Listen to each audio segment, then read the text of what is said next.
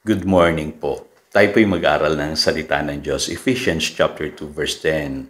Sapagkat tayo'y nilalang ng Diyos, nilikha sa pamamagitan ni Kristo Jesus, upang iukol natin ang ating buhay sa paggawa ng mabuti. Yan ang layuning pinili ng Diyos para sa atin noong una paman. God's workmanship in Christ Jesus. Alam niyo po sa original translation, ganito pong sinasabi. Sabi sa Amplified Bible, "For we are God's own handiwork, His workmanship, recreated in Christ Jesus, born anew, that we may do those good works which God predestined, planned beforehand for us, taking paths which He prepared ahead of time, that we should walk in them, living the good life which He prearranged and made ready for us to live." Alam niyo po, napaka-underrated po nitong Ephesians chapter 2 verse 10. Kasi katabi niya po yung Ephesians chapter 2 verses 8 and 9, yung popular na verse regarding our salvation. Pero alam niyo po, pag hindi natin nakuha yung meaning nitong verse 10, hindi natin makikita yung purpose kung bakit po tayo naligtas. At alam niyo po, sa Biblia, binabanggit po, kaya tayo naligtas para mahayag sa atin yung mabubuting gawa na itinalaga na ng Diyos. Inihanda na ng Diyos noon pamang una. Kaya pagka namali po tayo ng interpretation sa verse na ito, maraming Kristiyano inaakala nila na after sila masave, wala na silang gagawin. Hihintayin na lamang nila ang rapture. Kapatid, may mission pa po tayo. May purpose pa po kung bakit tayo naririto sa lupa. At yan po ay yung sinasabi sa Matthew chapter 5. Verse 16, nasabi diyan, "In the same way, let your light shine before men, that they may see your good deeds and praise your Father in heaven." Yun naman pala, dapat mahayag sa atin yung purpose ng Diyos. Kaya alam niyo po, ano ba yung purpose na yan, Pastor, na inihanda na ng Diyos noon pamang una? Kung naalala niyo po sa Psalm chapter 8, verse 6, sabi dito, "You made Him ruler over the works of your hands. You put everything under His feet." So ang tao po, we are created to rule. Yan ang sinasabi ng Genesis chapter 1, verse 26. Kaya nung nilikha tayo, sabi sa Genesis chapter 1, verse 28, binless tayo ng Diyos. Ang sabi diyan, "God blessed them and said to them, be fruitful and increase in numbers." Ang sabi diyan sa kasunod, "Fill the earth and subdue it." Ang meaning po ng salitang subdue, using all its vast resources in the service of God and man. In other words, pinamamahala po ng Diyos sa atin itong daigdig. Yan po ang original intention ng Diyos sa tao.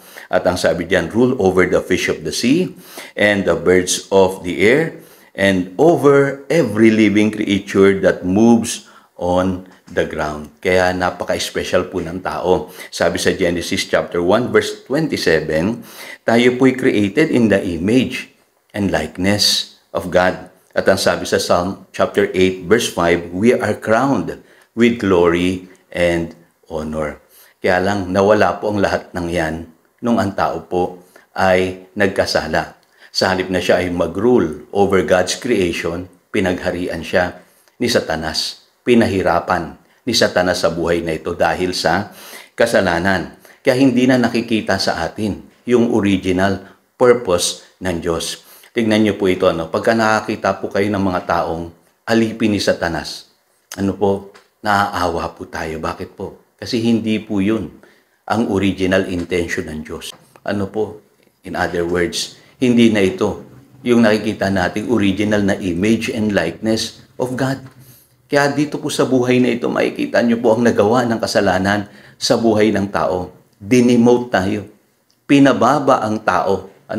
Kaya pagka mapapansin nyo ang tao ngayon, hindi na siya namumuhay. Doon po sa dangal na binabanggit ng Biblia na taglay-taglay niya nung siya'y nilikha ng Diyos. Marami sa atin, sinisira natin ang ating buhay. Pinahihirapan natin ang buhay natin sa pamamagitan po ng paggawa ng masama. Kaya nung na-born again po tayo, ang unang-una pong aayusin ng Diyos dyan yung ating buhay. Para mailaan natin sa paggawa ng mabuti. At ano po yung paggawa ng mabuti? Yan po yung ibalik sa atin yung original purpose ng Diyos na tayo'y mamahala sa Kanyang creation.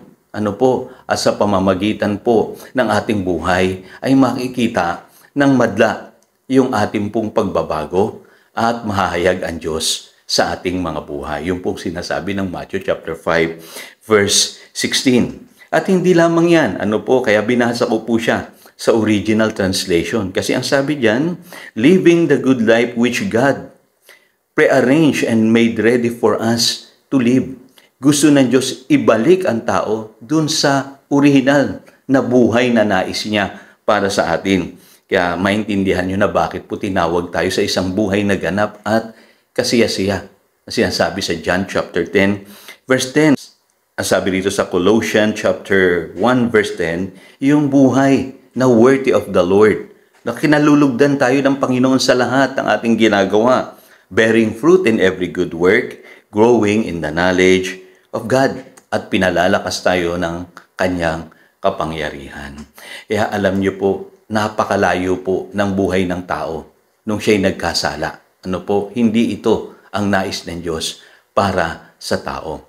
Ang original na plano ng Diyos sa atin ay maranasan natin yung pong Kanyang kabutihan at ma-experience natin sa ating buhay yung buhay na nais niya para sa atin.